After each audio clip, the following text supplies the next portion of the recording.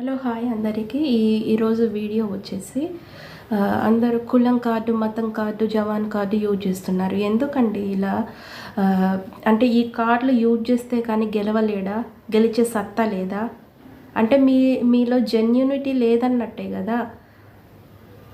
అంటే ఇవి ఉపయోగిస్తే కానీ ఓట్స్ ఎవరు వేయరా?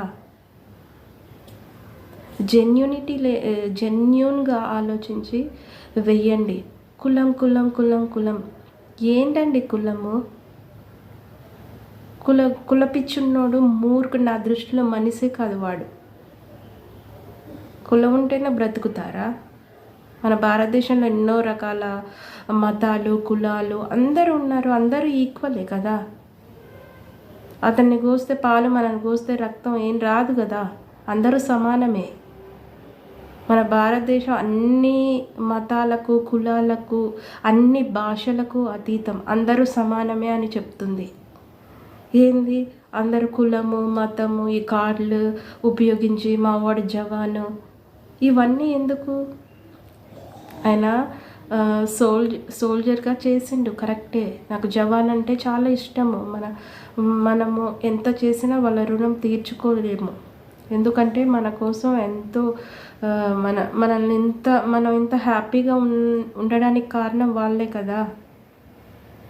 ఆయన జవాన్ కరెక్టే. ఆయనకి సిపాయిగా ఉండడం తనకి ఇష్టం లేదు కాబట్టే కదా దీంట్లోకి వచ్చింది.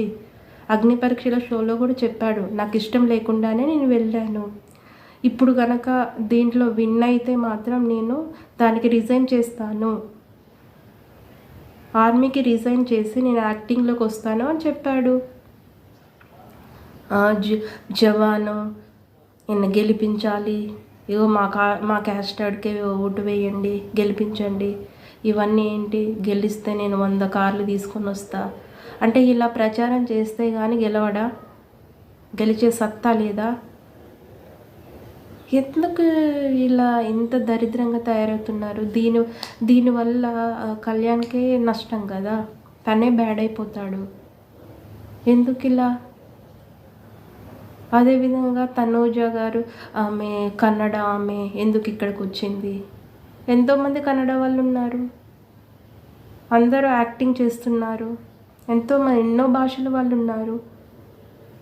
ఇది నేషనల్ టెలివిజన్ షో కదా, ఎవరైనా పార్టిసిపేట్ చేయొచ్చు.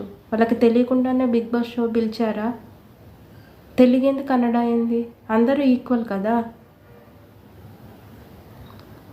కమల్ హాసన్ కానీ, ప్రకాష్ రాజ్ గారు కానీ